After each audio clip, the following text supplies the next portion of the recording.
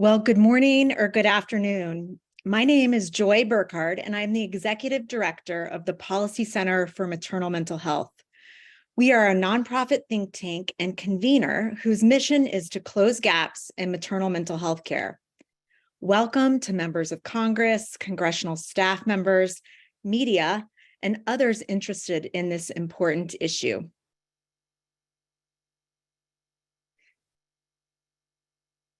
Our briefing today is titled Bipartisan Congressional Briefing, the latest insights and opportunities for improving family planning options and maternal well-being.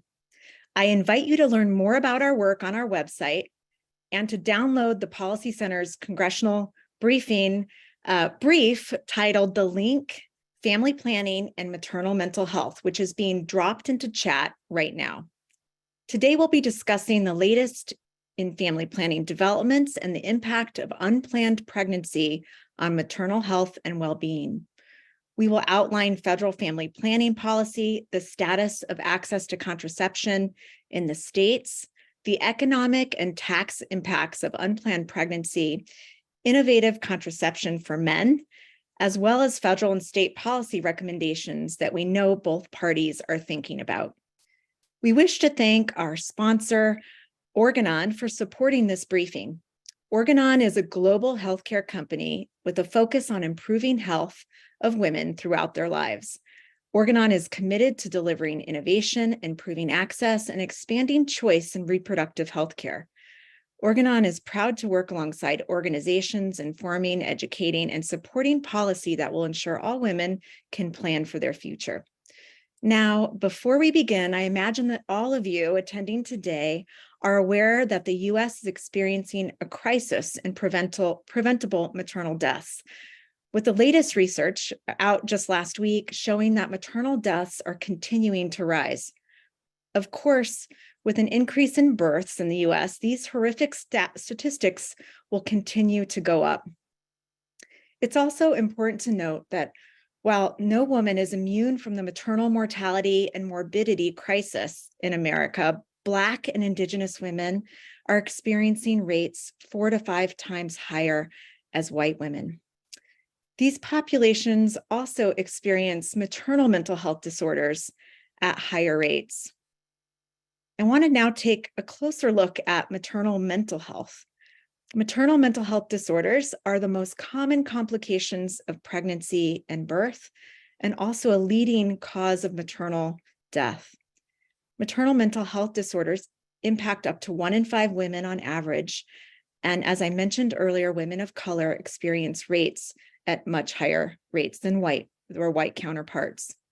Maternal mental health disorders encompass a range of disorders, including but not limited to depression, anxiety, obsessive compulsive disorder, birth trauma, and psychosis. These disorders can occur during pregnancy as well as the postpartum period and are often referred to this period as the perinatal period. These illnesses are caused by a combination of biological and psychosocial factors, including social stressors, such as previous personal family history of these disorders or lack of practical and emotional support. Maternal mental health disorders can be devastating to mothers, fathers, infants, children, and society.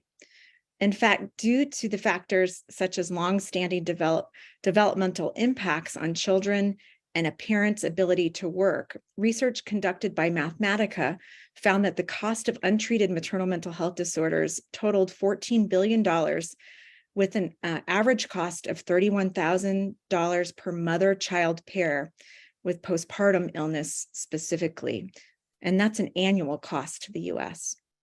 The good news is that we can reduce the likelihood of these disorders by supporting women and men in planning their pregnancies and preventing unplanned pregnancies.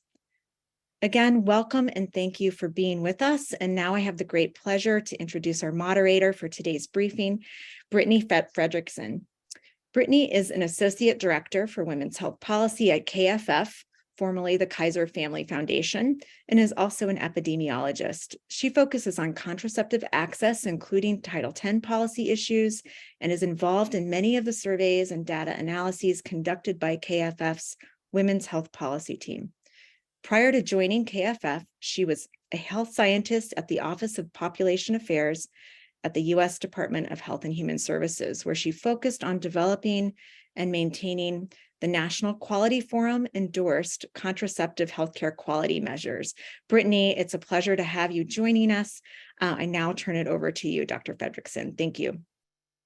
Thanks for the introduction, Joy. As Joy mentioned, I'm Brittany Fredrickson. I'm an Associate Director for Women's Health Policy at KFF, and I'm pleased to be moderating today's congressional briefing.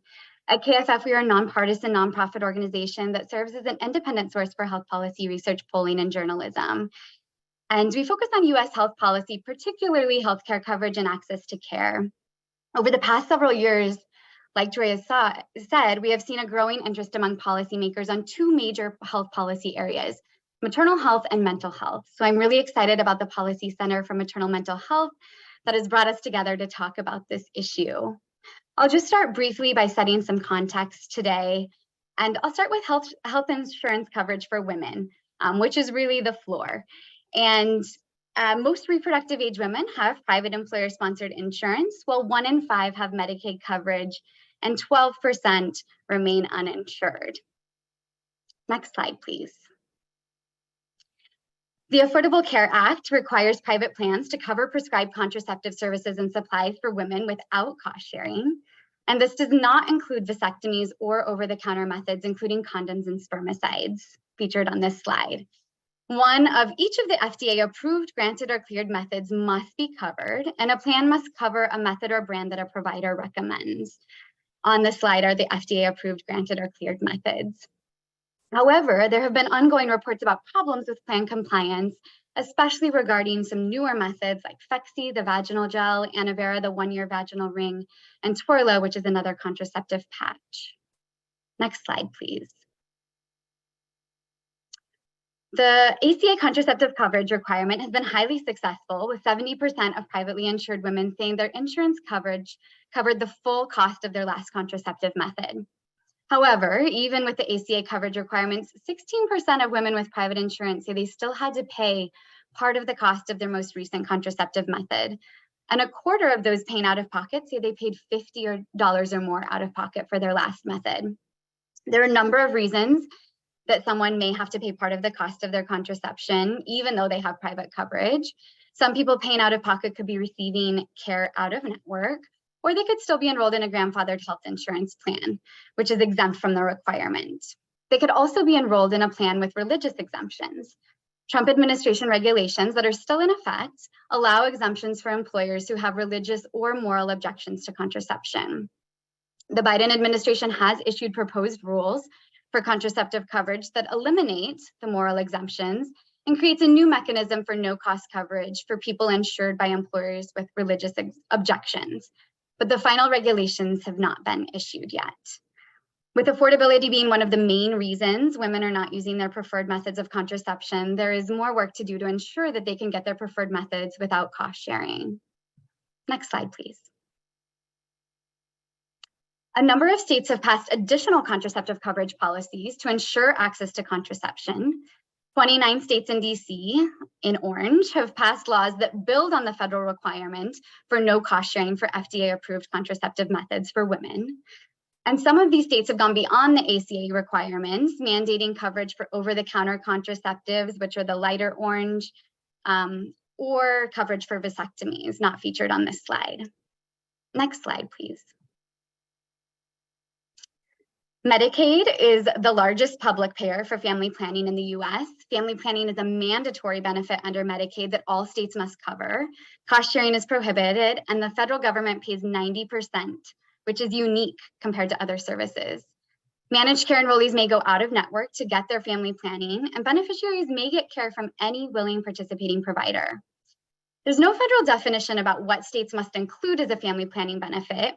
And while all states do cover prescription methods, some states have other policies that limit utilization, such as preferred drug lists or requiring a prescription for over-the-counter methods. There are currently 30 states that extend Medicaid coverage for family planning only to individuals who do not qualify for full scope Medicaid coverage. And that's through a state plan amendment or an 1115 waiver. Next slide, please. And I'll talk briefly about the federal Title X program. That's the safety net for individuals without insurance or those with lower incomes who need reduced or no-cost family planning services. The network has undergone a number of changes over the last several years. And under the Trump administration, a number of clinics left the network because they were no longer able to refer for abortion services or have co-located abortion services. This resulted in over 1,000 clinics leaving the network. However, many of the clinics have rejoined under the new Biden regulations that once again allow people to refer for abortion services and have co-located abortion services. There are currently 2 states, Tennessee and Oklahoma, that have recently lost their Title X funding because of state policies that do not allow pregnancy options counseling for abortion services in their states because of the abortion bans currently in their state. Next slide. And while a large majority of women receive their contraceptive care in private doctor's offices, clinics like Planned Parenthood clinics, Title X clinics, and federally qualified health centers play an important role, especially for Black and Hispanic women, with nearly 1 in 5 saying that they got their most recent contraceptive care at a clinic. Next slide. And I'll end these brief set of slides with the Biden administration's recent executive order on strengthening access to affordable, high-quality contraception and family planning services. The administration suggests considering guidance for private plans to reduce some of the barriers that women are facing in accessing contraception prescribed by their provider, increasing access to over-the-counter contraception, including emergency contraception, expanding access to family planning services and supplies across Medicaid programs, such as sharing best practices for state Medicaid programs, strengthening the coverage of contraception through Medicare Advantage and Medicare Part D plans, ensuring robust coverage of contraception for service members, veterans, and federal employees, encouraging federally supported healthcare and human services entities such as the Title X program, community health centers, and the Indian Health Service to expand the available and quality of contraception access for those they serve, identifying and sharing best practices for employees and insurers and making affordable, high-quality contraception available to employees, and bolstering access for college and university students. And finally, supporting research, data collection, and data analysis on contraception access and family planning services, some of which we will hear about today. Throughout today's briefing, we invite you to ask your questions in the Q&A feature of Zoom. We have allotted time to answer your questions after the presentations. And now I'd like to introduce our speakers in order of their presentations. Their full bios can be found on the Policy Center's website. First, we have Dr. Kelly Stidham Hall. Dr. Hall will be sharing research on the linkage to unplanned pregnancy and maternal mental health. She's an associate professor in the Hilburn Department of Population and Family Health at Columbia University's Mailman School of Public Health. She is a social and reproductive epidemiologist and advanced practice nurse. Dr. Hall's research program focuses on social and structural determinants of maternal health disparities in the US and globally. Next, we have Dr. Jason Lindo. Dr. Jason Lindo is a full professor in the Department of Economics at Texas A&M University and a research associate at the National Bureau of Economic Research. Dr. Lindo's research focuses on healthcare policy, health behaviors, and health outcomes, including how they are affected by economic incentives and constraints, including the effects of family planning. Following Dr. Jason Lindo, L.R. Fox will present. L.R. Fox is the Chief Executive Officer of Next Life Sciences Incorporated, a medical device company striving to transform lives through the development of its lead program, Plan A contraceptive solution for men. Fox was named a Forbes list of 30 under 30 in 2019 and has a passion for scientific innovation and solving society's most systemic problems. And next, Lisa Peterson will outline the important work she is doing in Rhode Island. Lisa Peterson is the Chief Operating Officer at VICTA, an organization providing integrated substance use, mental health, and ambulatory medical services in Providence, Rhode Island. She has a deep interest in integrating all aspects of care to support whole person wellness. Ms. Peterson is also the co-founder and co-chair of the Substance Use Policy, Education, and Recovery PAC, an organization advancing knowledge and best practices at the state level in addressing substance use and substance use disorders.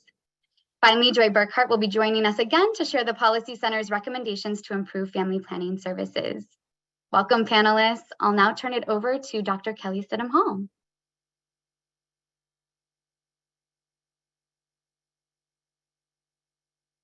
Good afternoon, everyone. It is such a pleasure to be here with you today. And I'm so excited to share a high-level overview of the state of the science on the relationships, the complex relationships between access to family planning, unplanned pregnancies, and maternal mental health.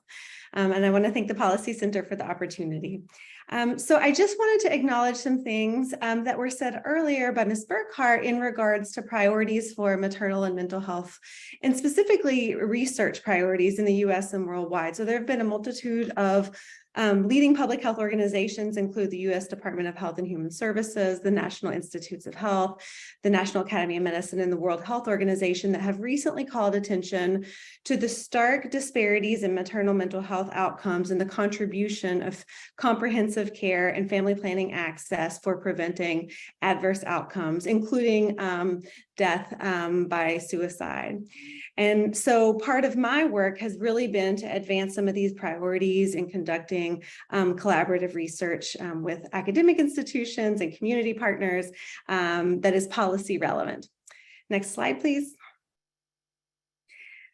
So when I first started in conducting research in the field, there was very little scientific evidence base on the intersections between family planning and mental health. And since that time, over the last 15 years, there's been a multitude of studies, including prospective and longitudinal studies, some which myself and my team have led, that have really pointed to the role of depression, anxiety, and related mental health conditions, and their impacts on maternal mental health and the risk of unplanned and mistimed pregnancies. So we have shown that women who have adverse mental health symptoms have a risk of contraceptive non-use, of inconsistent contraceptive use of less effective methods, and contraceptive discontinuation. And in turn, they're at risk for unplanned and mistimed pregnancies. And there's also been increasing evidence to highlight the role of mental health symptoms in shaping receipt of pregnancy-related services, including during the perinatal and postpartum period, but also in the preconception and preventive years. There is a larger evidence base, in fact, that relates to the risk of sexually transmitted infections, including HIV risk and hepatitis B risk.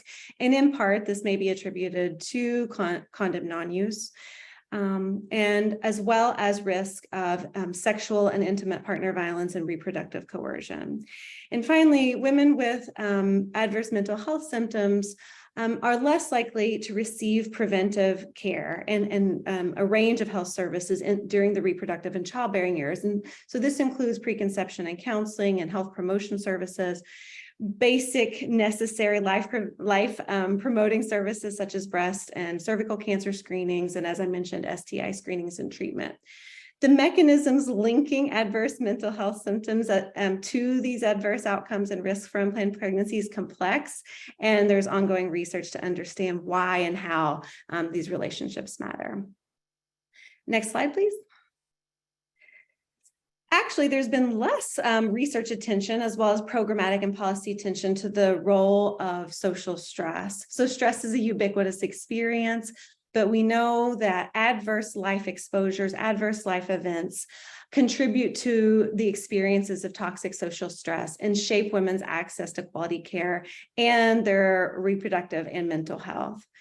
So some of you may be familiar with the weathering hypothesis, and there's a recent work by Arlene Gebronimus, as well as others that have focused on allostatic load. And what this translates to is prolonged exposure to adverse mental health symptoms and to social stress that's conditioned by our environments actually leads to biological and psychological effects that negatively impact health outcomes, both in the short and long run, and contribute to maternal health disparities in the US and elsewhere.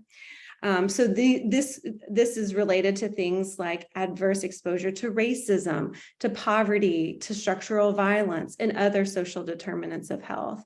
And there's a long-standing evidence base that shows the effects on inflammatory, immune, and neuroendocrine dysfunction. And these things can contribute to early morbidity and mortality, cardiovascular disease risk, cancer risk, and there has been a growing evidence base on the role of birth outcomes and perinatal perinatal and postpartum outcomes, including severe maternal morbidity and mortality. So this is where some of my own research is focused, and others before me, including Dr. Geronimus and Dr. Carol Hogue. We know that toxic stress disproportionately impacts the most socially vulnerable and marginalized groups of women. So racial and ethnic minoritized women, women living in poverty, and other marginalized groups. And these are the same groups, in fact, that face less access to quality care and fewer social and economic and community resources to ensure healthy pregnancies and healthy babies. And overall, this contributes to a lifelong and intergenerational risk of adverse reproductive and mental health outcomes. Next slide, please.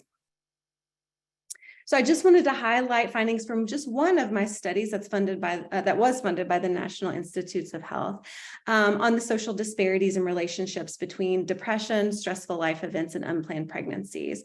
So we studied a large cohort, a large sample of U.S. Women that were enrolled in the National Longitudinal Study of Adolescent to Adult Health. So this was nearly 9,000 women. And they were followed over time, starting during adolescence and through their adult years. And they measured a host of interrelated outcomes, biopsychosocial outcomes. And so we did some advanced statistical analysis to look at the relationships between having depression symptoms and risk of having an unplanned first pregnancy, and the implications of that, in particular for racial and ethnic and low-income women. And so we found an overall effect of the risk of having depression on unplanned pregnancy. So the odds of experiencing that if a woman had moderate to severe symptoms were 1.21. So that's significant. And you can see highlighted, and sorry, the font is so small, but highlighted in the orange point estimates shown from the regression models is the significant differences across racial, ethnic, income, and age groups that we looked at. And so you can see that the risk for women who identified as Hispanic, as Black, or as Asian were significantly higher than those who identified as white.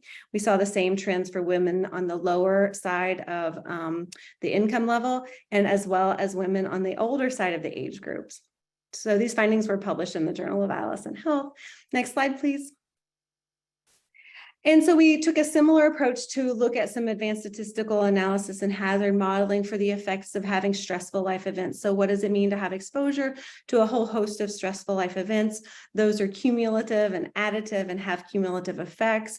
And so we saw an overall effect of the higher level of stressful life experiences reported, the more at risk a woman was for reporting an unplanned pregnancy. And so the hazard ratio there was 1.11, which is significant. And we saw higher rates of having adverse life events and unplanned pregnancies among the women who identified as Black, as compared to the women who identified as white, as well as women in the lowest income bracket. Next slide, please. And so I just wanted to comment, there's been a growing body of research, even in the past 2 years, focused on the implications of lack of access to family planning, unplanned pregnancy, and mental health for overall maternal health and well-being. So women who are at risk for lack of access to family planning, including contraception, and who experience adverse mental health symptoms are more at risk for having ongoing mental health issues with pregnancy, with childbearing, and in the postpartum period. So long-term mental health considerations for these women.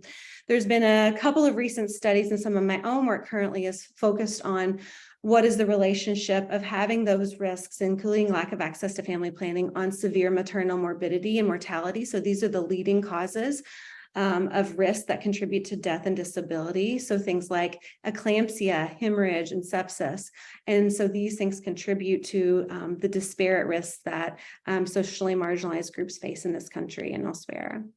There is some research on adverse birth outcomes, and especially preterm birth, stillbirth, and low birth weight. And there's an even larger body of research, and we're going to hear more about this in just a second, on socioeconomic outcomes. So women who face lack of access to family planning and have unplanned pregnancies have been shown to have reduced educational opportunities, employment opportunities, lifelong earnings, and social mobility opportunities. And these have long-term and intergenerational impacts, not only for the women and their offspring, but for families and communities at large, and contribute to significant costs for society and for healthcare systems. Next slide, please. And so family planning ultimately serves a fundamental role in protecting women's mental health and pregnancy-related outcomes. So there has been some research specifically looking at how we can promote reproductive agency, choice, and decision-making women of couples, and regarding whether and when and how to become pregnant and to become parents. So Drs. Ushma Apadieh and Liz Miller and others have actually validated scales to understand the contribution of reproductive agency and maternal well-being. And so having higher levels of agency and higher levels of decision-making results in planned and wanted pregnancies and healthier pregnancies, increased use of preventive services as well as pregnancy-related services, reduce stress and improve mental health, improve self-efficacy, self-confidence, and life satisfaction, including in the short term. And the landmark study by Dr. Diana Green Foster and others at UCSF have shown this. Improved socioeconomic outcomes for both women and families, and that's also been shown by the Turnaway study. Improved early child development outcomes, as well as equity. So equity across groups in public health priority indicators. Next slide, please. And so I just wanted to conclude by saying reproductive health care settings are actually an optimal opportunity to promote women's mental health during the childbearing years, and often an untapped resource. Family planning and gynecological and obstetric settings are critical points of access, and often for many marginalized groups of women, the sole sources of healthcare during the preconception years, the perinatal and postpartum years, even the parenting years, and throughout menopause. So this is a point of opportunity, a window of opportunity, if you will, if we take a life course perspective. And some of my own research, as well as that of others, have shown that women actually express some preferences for integrated models of care. So the idea that we can integrate mental health and behavioral health services into family planning settings. We heard a little bit earlier around the role of federally qualified health centers and Title X clinics in promoting access in these ways. Increasing access to stress and social services so we can address those fundamental social determinants of health, including violence and trauma. Women express preferences, and more is coming out in this in regards to maternal health for culturally congruent and patient-centered care and unbiased care, especially in helping reduce disparities and promote equity, and community-driven solutions to integrated care models. So I'm happy to talk more about those opportunities in the Q&A, but just a comment to say and set the stage for the final presentation today that there are evidence-based policy solutions that can assure women's access to quality and comprehensive care. Thank you. Now I'm going to turn it over to Dr. Lindo to talk more about the economic implications. Great. Thank you so much. I thought I'd start this talk by differentiating between economic theory and economic empirical research, because I imagine folks might be familiar with economic theory, but less familiar with empirical research in economics. And so, of course, if you've taken introductory economics class, you might know that economic theory typically involves us thinking about individual behaviors being influenced by incentives, costs, and constraints, which then affect their outcomes. What you may not be familiar with is that there's a lot of empirical research in economics, and researchers like myself who do that type of research, we are obsessed with estimating causal effects. And so, for example, where we see a correlation or an association between two things, we are obsessed with trying to understand whether that relationship might be spurious versus whether it might be causal. Next slide, please.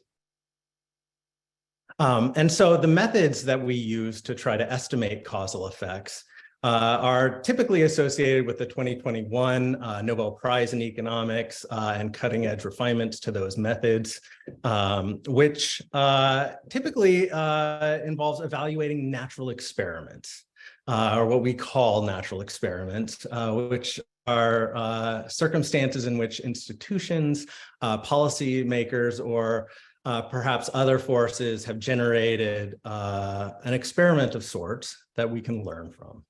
Okay, and so when we approach these experiments, we're focusing on trying to identify a counterfactual for what happened. That is, what would have happened if circumstances had been different. So next, I'll go through an example to show you what I mean. Next slide, please. And so this example is from my own research, where I was evaluating the effect of the Colorado Family Planning Initiative, which was a $23 million program aimed at expanding access to long-acting reversible contraceptives through Title X clinics beginning in 2009. Next slide, please. Okay, so this figure here shows the evolution of teen birth rates in Colorado counties with Title X clinics. So very clearly here, you see that the teen birth rate fell dramatically after the Colorado Family Planning Initiative was implemented.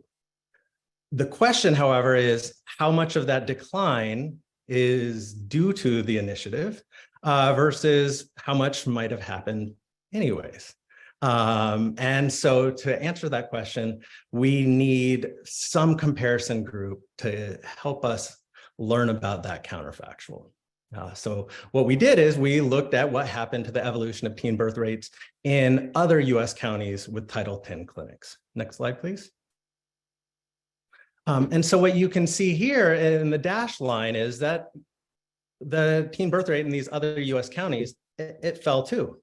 So part of the reason that the teen birth rate fell in Colorado was because of these nationwide forces. But the teen birth rate fell much more rapidly in Colorado than it did in these other US counties, which is indicative of the Family Planning Initiative having a causal effect. And we measured that effect to be 6.4%. Next slide, please. Okay, so I do want to highlight there are a huge number of studies of impacts of policies on childbearing. And policies altering access to family planning affect the timing of childbearing and completed fertility. In the interest of time, I'm not going to talk about that research. I'm just going to focus on estimates of causal effects of family planning, fertility timing, and family size on other outcomes. Focusing on what I think of as some of the most definitive research. Also with a slant towards economics research, although of course I appreciate that a lot of great research has been done by folks in other disciplines. Next slide, please. So in terms of the effects on education, we know that early legal access to contraception is associated with, and actually I would go the next step and say causes increases in education, especially for women from disadvantaged background. We saw in the 60s and 70s increases in access in women's teenage years, increased educational attainment by about a half of a year on average for women from the bottom third of socioeconomic status index that Bailey and co-authors created. And all this access to contraception also increased enrollment in professional schools. Next slide, please.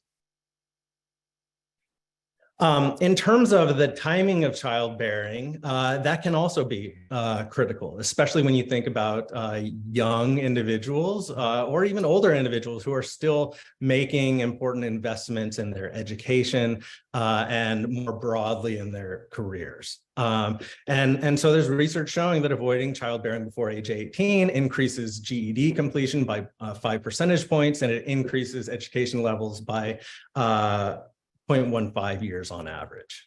In terms of the timing of a birth being just before versus graduation or expected graduation versus just a few months later, well, that can also have substantial causal effects on high school graduation. And indeed, there's research showing that it is substantial, and that there are long-term consequences on subsequent outcomes besides education, which I'll get to in just a moment. Next slide, please. So in terms of labor force participation, research shows that legal access to contraception increased women's labor force participation by 8%. And this is thinking about access to contraception when women were in their adolescent years and all late teens. And this is affecting their labor force participation when they are in their late 20s. Okay, and other research has shown that the effects seem to persist well beyond those ages. There's also evidence showing that avoiding childbearing before age 18 increases subsequent labor force participation by 5 percentage points. Unplanned births reduce labor force participation by 4 percentage points. Next slide, please. Okay, there are also effects on income and wages, which of course is the other margin of income. Whether or not someone is working, and if they are working, how much are they making? Those are the two components of family income, of course. And we know that there are substantial effects on hourly wages when we think about early access to contraception. These effects persist into women's late 40s. Okay, so access to contraception when women are young affects their lives for decades. Okay, that appears to be in part due to impacts on their ability to participate in the labor market, and also in part based on effects on their education and the occupations that they ultimately go into. It's also the case that there are effects on the likelihood that women are near or below the poverty line. And we also see impacts on poverty rates and welfare dependency when we think about avoiding childbearing before age 18 and unplanned births more generally. Next slide, please. It is really important, I think, to consider that the effects, these effects that I've been talking about, will be felt beyond the women themselves, but by their families, including children that they may already have and children that they may have in the future. And so research that looked at the initial rollout of the federally funded family planning programs, for example, from the 1960s and 70s, show that reduced the share of children living in poverty by 7%. Okay, and so we should also think that policies affecting family planning today will also have similar effects on the share of children living in poverty, given that it affects labor force participation and it affects wages. And it also puts strain on households in terms of the expenses that are required for having and raising children. In terms of effects on children, it's also the case that unplanned births increase the likelihood of divorce, and they have negative impacts on the IQ of previously born children. And so those impacts, I think that sort of speaks to the intergenerational effects that were mentioned previously. Next slide, please. There's also a lot of research on abortion access. I have some text here and some citations, but in the interest of time, I'm just going to say that there are the same general conclusions in that the research in this area indicates that people's ability to control how many children they have and when they have them has significant effects on educational attainment and downstream outcomes such as financial distress. Next slide, please. So in terms of the bottom line here, I would just emphasize that there is a wealth of research showing that pregnancy and childbearing have significant effects on educational and economic outcomes for women and their families, including their children. And there's strong evidence that these outcomes are affected by policies altering women's ability to control childbearing. I would also highlight that there are some research areas where, some of the evidence points in one direction, some of the other evidence points in the other direction. This is not one of those areas. This is an area where pretty much all of the research is pointing in the same direction towards these conclusions. And I will leave it at that and turn it over to the next speaker. It's really great to be able to be here and present today. And my name is L.R. Fox. I'm the CEO of Next Life Sciences. Now, when we talk about maternal health, let's be very clear what we're talking about. We're talking about the health and success of mothers, of women, their children, and their families, and the communities and economies that surround them. And what is one of the key ways we can set women up for success? As my fellow presenters have shared, we can and must empower women with more options and channels that allow them to better choose when and if to have a child. Statistics currently recognize that half of all pregnancies are unplanned worldwide. And the unintended pregnancy rate is significantly higher here in the United States than in any other developed country. Now, you heard that right. We currently have half, a coin flip odd, of being able to make one of the most significant, impactful decisions of your life. And why is it half? I believe it's because for far too long, Big Pharma has completely ignored half of the entire population, men, placing the majority and oftentimes total burden of family planning solely on women. As I'll reference in a bit, the stats are clear. We haven't focused enough on male contraceptive options, and men are eagerly awaiting the opportunity to participate in family planning. But let's zoom out a bit. It's an undisputed fact that the holy grail of contraception is known as LARCs, as we've talked about today. People want something that is LA, long-acting, AKA set it and forget it, until you're ready to have kids. And that's the key, until you're ready. And when you are ready, that's where the big R comes in, reversible contraception, LARC, LARC. Now let's take that one step further, because the holiest of holy grails is known as non-hormonal LARCs. That is all of those benefits without any of the potential side effects inherent to hormonal methods. So call me Indiana Jones. Let's look for some holy grail. Since founding Next Life Sciences, I have been dedicating my life to developing the first non-hormonal LARC for men, which we're calling Plan A. And I have it right here with me. Now, I believe that LARCs, like Plan A, are a key contribution to what enables better gender equity, maternal health, family well-being, and individual autonomy. Giving people access to a wide range of family planning options empowers people to realize the agency they have in choosing when and if to have a child, thus enabling three key maternal health and socioeconomic indicators. One, the woman's age during her first pregnancy. Two, the determining of the time between pregnancies. And three, choosing the desired total number of children. Contraception empowers individuals to have more control over their lives and futures. Today, I'd like to reiterate an important and big idea, maybe the only idea with the potential of doubling access to contraception.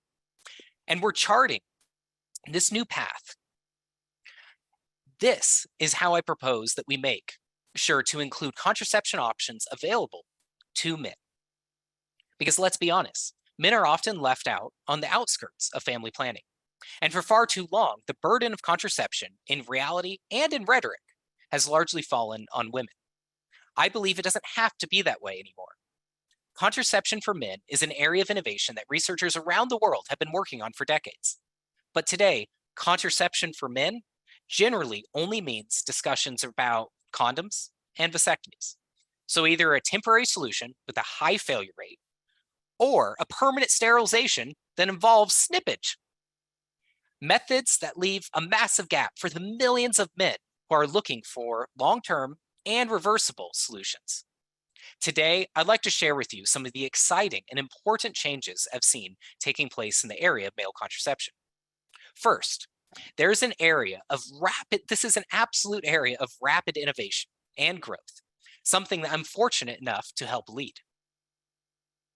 There's current research underway on sperm suppressing pills, topical gels, and other forms of contraception for men. As mentioned earlier, I'm a part of a team of passionate doctors, scientists, and medical engineers bringing to market the first non-hormonal LARC for men, Plan A. Now, Plan A uses a design that involves a biocompatible hydrogel, right here.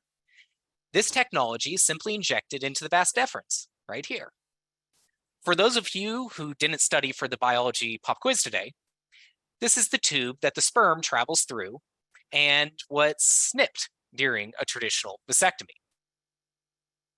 Now, as we look at the research here, we see that the entire system can be designed to be non-hormonal and be both long-acting and reversible at the same time. And this can be done through a simple doctor's visit that allows you to dissolve the hydrogel. Now imagine how revolutionary it'd be to have a 10-minute doctor's appointment that can result in 10 years of safe protection and family planning for men. And that's our vision for Plan A. Now, some of you might now be asking, that's great, but even with this new technology, are men going to participate? Well, an equally important change we're seeing take place recently is that men are taking an increased interest in and engaging more with their reproductive health, especially since the Dobbs Supreme Court decision. Since this decision, we have started to see that both men and women start to take more action to prevent pregnancy, either out of panic, confusion, or a greater sense of equity, shared responsibility. Now, urologists have shared their experiences and seen an increase in vasectomy procedures in their practices throughout the past year. At a urology conference, one leading doctor shared vasectomies have increased significantly across the country since overturning Roe v. Wade. This represents an unprecedented shift in reproductive health behavior by men. The Economist recently reported insurance data showing that vasectomies shot up 29% in the 3 months after Dobbs, and that men getting vasectomies are skewing even younger. Other studies have shown the trend to be clear. More men, younger men, and even men without any children are getting vasectomies since the Dobbs decision. Finally, data released just last month showed that men's willingness to use new forms of male contraception, even within the very first year of release, was increased by 26% after Dobbs. Now, clearly, men's behavior, awareness, and interest in contraception is growing. Now, these are the following steps that I challenge us to take to make male contraceptive options more accessible. We need to normalize the conversation around family planning methods. These conversations must include forms of male contraception. 2, we should talk openly with our families, with our healthcare professionals, and among key policy and opinion leaders, such as those here today, about the entire breadth of options available for family planning. Number 3, we should recognize the trend of male interest in vasectomies as a clear demonstration to their willingness to participate in family planning. 4, it is vital that we ensure accessibility, including mandated private and public health insurance coverage for male contraceptive options, to remove any financial barrier that currently prevents males from accessing those effective options, including vasectomies, but also new contraceptive methods. And finally, number 5, we must allocate federal funding towards new and novel forms of male contraception. For every dollar spent on female contraceptive research, less than one penny is spent on male options. As we discussed, LARCs for men have the potential to revolutionize the health and well-being for millions. The sooner we invest, the sooner we promise we can meet that promise to provide better and accessible contraception for all. This is the future. In conclusion, as the landscape of reproductive healthcare is changing all around us, we must conceive of bigger, more expansive possibilities for family planning. And that means thinking beyond the bounds of contraception for women only. We have an opportunity to relieve the burden on women and to contribute to maternal, mental, physical, and economic health by giving more people access to the types of contraception that works best for them.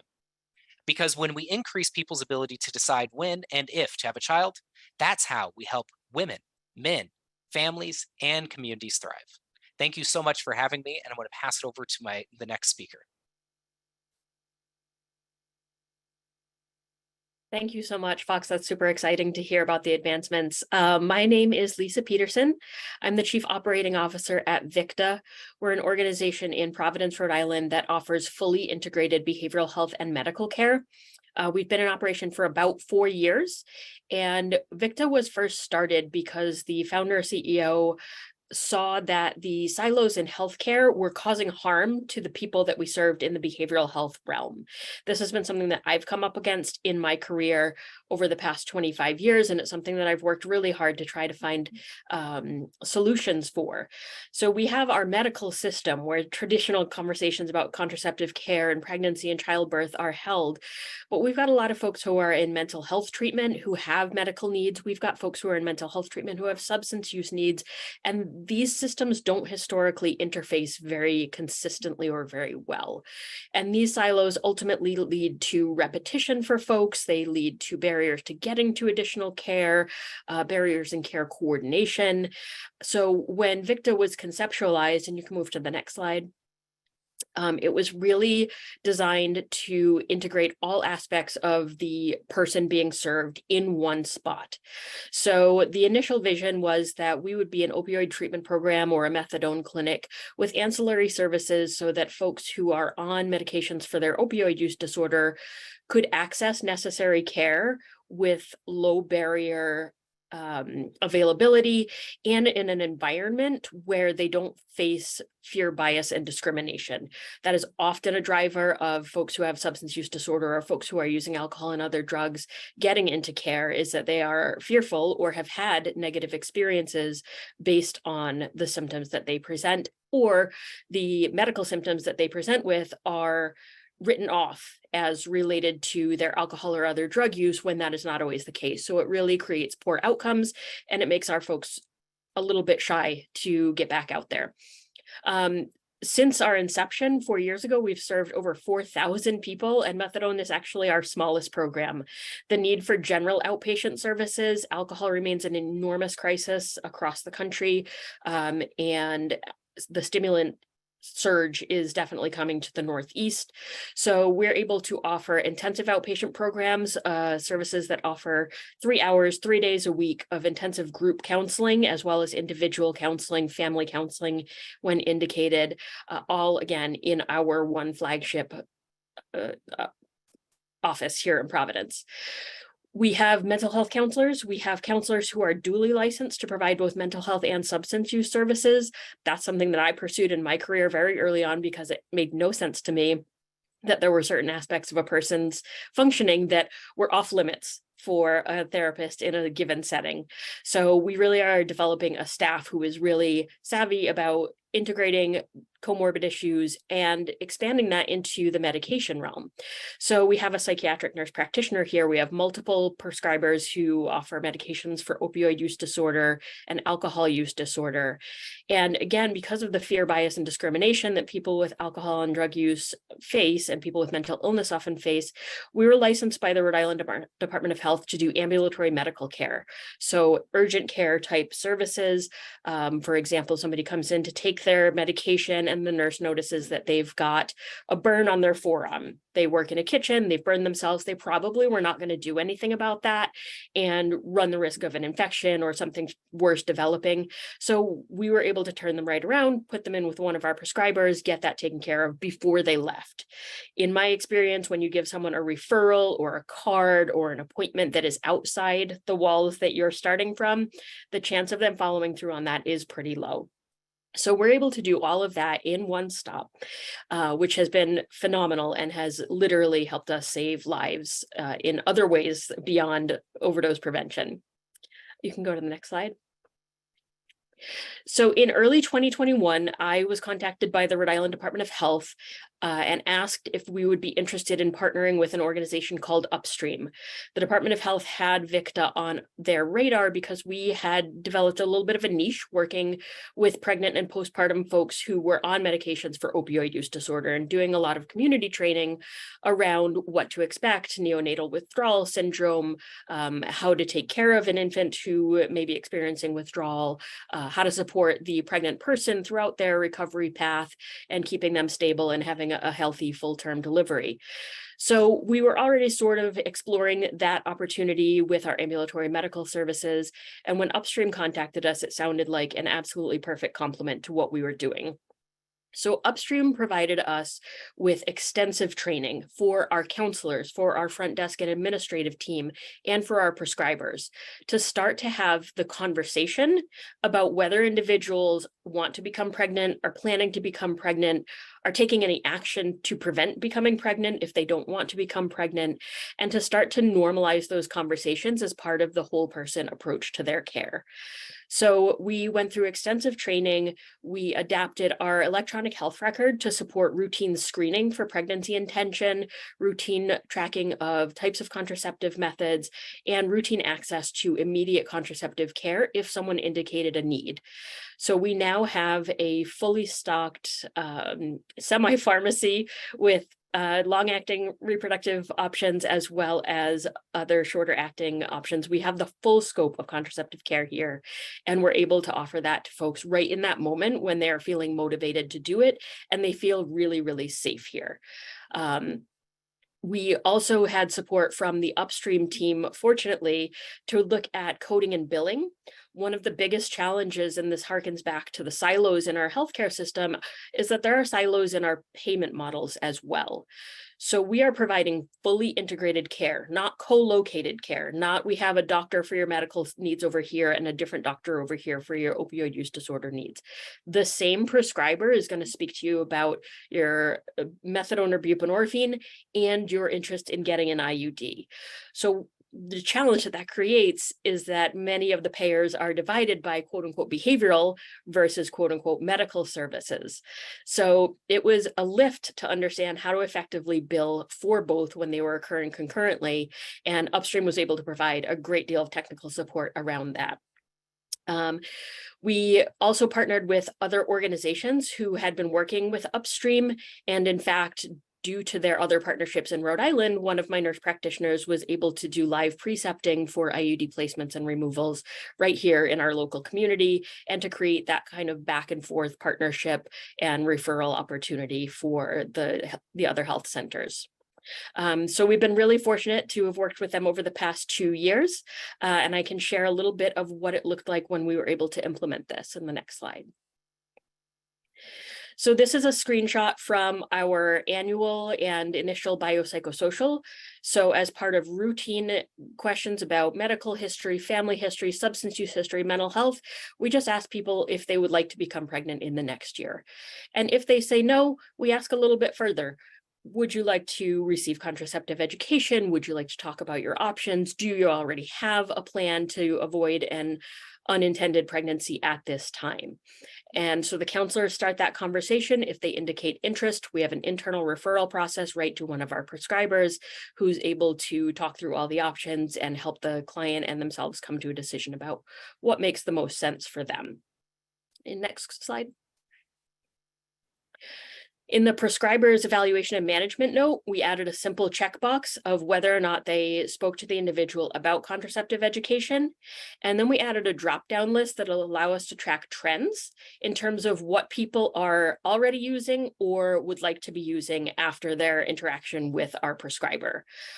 So on the next slide, it shows a little bit of the outcomes of this data collection, thanks to our EHR. There were definitely some challenges, some logistical challenges in getting the data collected in the most effective way. But by the end of last year, we had a really solid process for pulling the reporting that we would need. So we look routinely at each month or each quarter, how many people had an initial or annual biopsychosocial assessment with their counselor. And of those who were assigned female at birth or had the potential to become pregnant, we queried whether or not they had been asked the question about whether they intended to become pregnant or wanted to become pregnant in the coming year. So what we've identified is the overwhelming majority of our folks do not want to become pregnant in the coming year. The challenge with our population is that when they are actively in their substance use disorder or in mental health crisis, it's really difficult for them to make safe choices for themselves and to take good care of themselves. So they may be having unprotected sex, folks may be engaging in sex work, or they just may simply not understand that they have these options, what the variety of options are, and how they can access them. So again, most of our folks not interested, very few are okay either way. And the ones who are not, we really explore, would you like to talk further about that? You can go to the next one. The outcomes that we see with our evaluation and management visits help us get a little bit of an understanding of what folks are currently doing to prevent pregnancy. And as we accumulate more and more data, that will help inform our stalking, our scheduling, et cetera, so that we can make sure that, again, when somebody is looking for that contraceptive choice, we can provide it essentially same day and have them set up with the prescriber, have them walk out the door with a method in hand. You can go to the next one. So the other outcomes were that our nurse practitioner has been fully trained in all of the contraceptive methods as a result of the partnership with one of our local community health centers.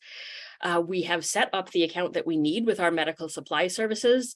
We have transformed one of our offices into a gynecology-friendly office. And in fact, I'm really excited to share that we hired a gynecologist in May. And as of this month, we are offering a full range of reproductive health care, from screenings and PAPs and breast exams through contraceptive counseling and services.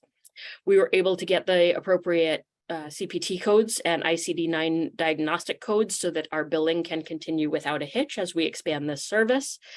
And we will be offering routine STI testing to any of our clients, wellness screenings, et cetera. The most important and exciting thing for me in this work is that a lot of our folks have experienced sexual trauma. That is overwhelmingly large numbers in the population who use alcohol and other drugs. And that is another factor that's a barrier to them accessing routine wellness care. Many of our clients have not seen a primary care doc, a gynecologist, a specialist for many, many years, and it puts them at risk of greater health concerns. And we don't want to see people get into long-term recovery and do all this work on themselves and then suffer from something that was neglected over the time. So we are able to provide trauma counseling that can help somebody prepare for something like a pap smear. We can do exposure. We can have them sit in the room, meet with the physician long before they even schedule their actual procedure, which is something that a lot of clinics just don't have the capacity to do.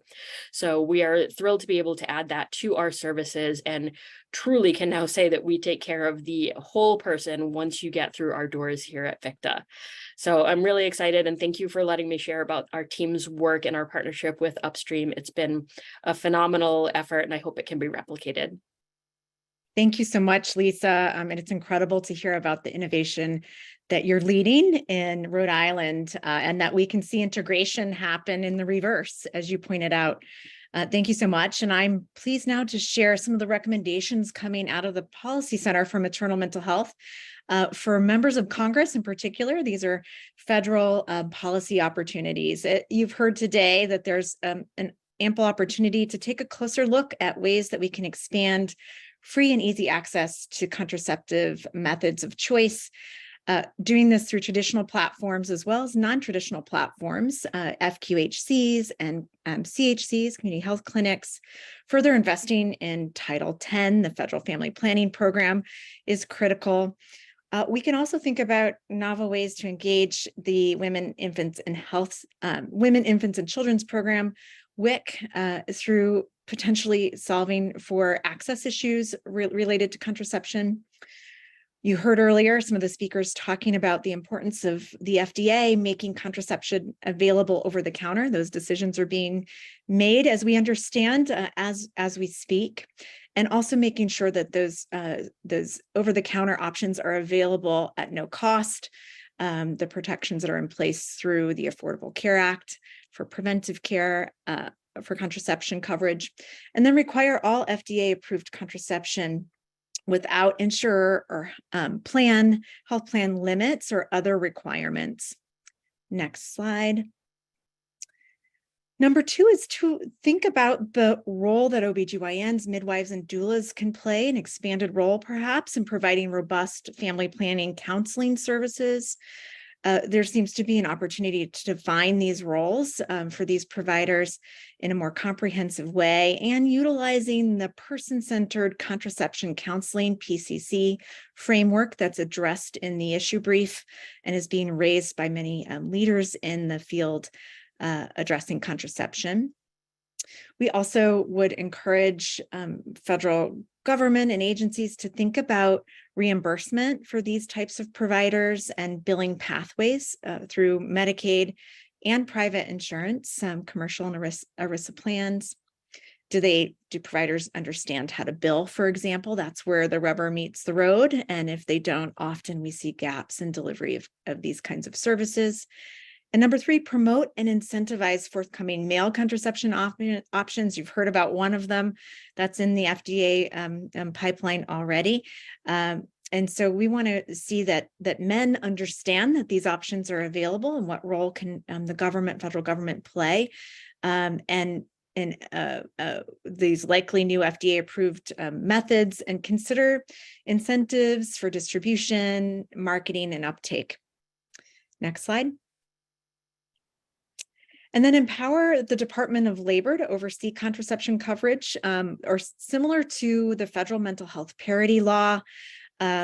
We have seen that the Department of Labor has been able to expand jurisdiction to address enforcement and oversight of delivery of that benefit. And so to identify a federal agency such as the Department of Labor to oversee all access to contraception and where there might be gaps with insurance coverage or denials, for example, of coverage at no cost. An agency like the DOL would be a helpful agency to oversee and enforce gaps in delivery of that benefit. And one last recommendation, we'd be remiss, of course, if we didn't talk about the social and infrastructure supports that are needed for families that do end up having babies here in America. And if we have to start by providing these benefits to any populations, of course, we should be prioritizing low-income populations and single-parent families. Child tax credits, I know many of you know the importance of those credits to support families in raising children, paid parental leave, and free childcare to allow parents who want to work be empowered to work and have free childcare in those cases. And we're excited about the 2 bipartisan congressional caucuses that are working on those 2 issues. Free diapers and formula for those who are unable to breastfeed or choose not to breastfeed, critically important. And then coverage for postpartum in-home support for things like having time to heal and rest after birth, attend appointments, and have support caring for sick infants and children at home. And with that, I'd like to again thank you on behalf of the Policy Center, and now turn it back over to our moderator, Dr. Fredrickson, to support the Q&A session of today's webinar. Thank you, Joy. And thank you to all our presenters. Those were fabulous presentations. We've had a number of questions in the Q&A that have been answered, but we have a few that we'd love to answer live. So this question is for Dr. Lindo and Dr. Stidham Hall. What is the methodology used in the studies that you presented on? Are they advanced methods, and who are the comparison groups? And the question also said, is it their sisters or young women who miscarried or had abortion? So more on the comparison groups. I talked about a handful of studies using a variety of methods, all sort of falling under the umbrella of evaluating things we might consider natural experiments. Many of them involve analyses of policy evaluations, and so those would typically involve comparing how outcomes change either over time or across successive cohorts in places that changed a policy relative to how outcomes change in places where policy didn't change. And so the policy could be affecting legal access to family planning or affecting financial support for family planning. The other sort of type of study that I referred to in my set of slides was studies evaluating quasi-random shocks to pregnancy. And some of those would include studies looking at miscarriages, which are largely random and delay childbearing, and for some women reduce completed childbearing. And also studies where slight differences in timing of pregnancy could possibly affect outcomes, and analyses of the effects of those slight differences in the timing of pregnancy.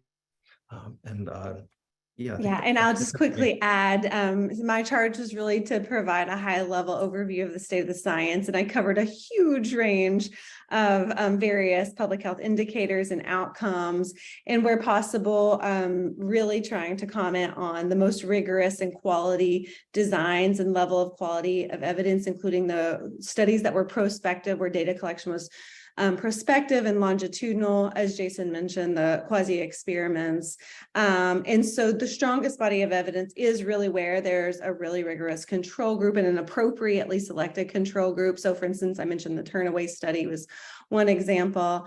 And overall, for the most part, I commented on the sort of summary of trends and findings in terms of the positive influence of access to family planning on improving outcomes. But there are some inconsistencies in some of the findings, in some of the outcomes, based upon different measurements that were used in terms of different survey instruments, different populations, and different subsamples.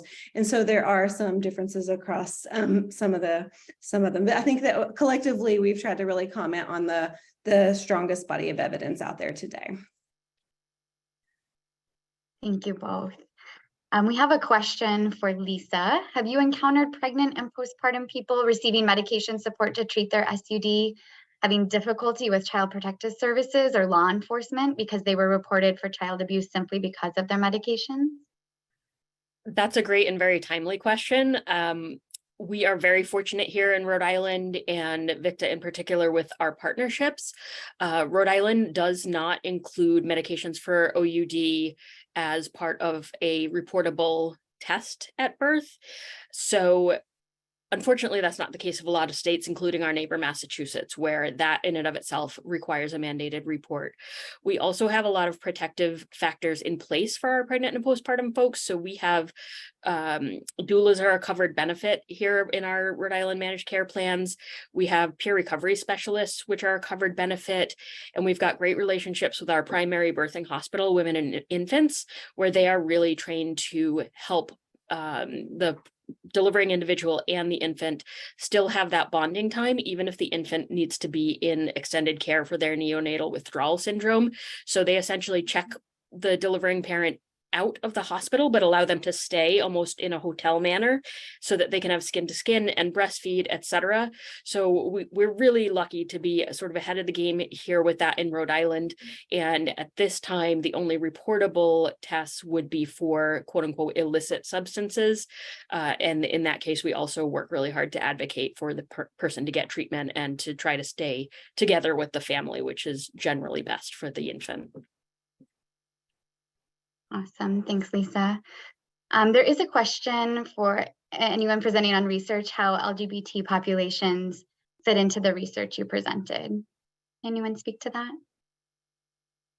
I can start by just commenting that this has been a completely underrepresented group in the context of maternal health research nationally and internationally. And so there's been significant attention to investing resources to get better design studies and better inclusive studies to engage this group. And so for the most part, when we were referring today to the literature that's out there, it really was for people who self-identify as women in the sheer limited ways in which researchers have historically measured that indicator of gender. And so I think there's been a huge push from the NIH as well as the National Academy of Medicine and others in terms of best practices for standardizing and improving our approach to measure gender in these studies and be more inclusive. So I think that's a work in progress, but a really important question. I agree. Thanks, Kelly. And then a question for Fox. What can Congress do to most immediately help with getting contraception more available for men? Yeah, it's a great question, especially when we have eager congressional representatives that are seeking to be able to participate. The two biggest things that Congress can do is one is ensuring that all private and public health insurance plans cover male options, both ones that exist today, which is such as vasectomies, as well as new methods that are approved by the FDA. That currently is not the case. Not all plans not all plans have to cover male methods, which really just emphasizes that the burden is on women. And then finally, NIH is spending millions of dollars on contraception, but over 99% of that is for female methods. And so, as we talked about, there's the other half of the population that's eagerly waiting male options. Funding from the NIH helps to speed along research, as well as to ensure that research is properly focused on groups of the population who are otherwise underrepresented. Yes, thank you. And unfortunately, I think we're out of time, but I want to thank all of today's speakers. And on behalf of the Policy Center for Maternal Mental Health, we thank you all for attending and for your ongoing commitment to maternal mental health. Have a wonderful day.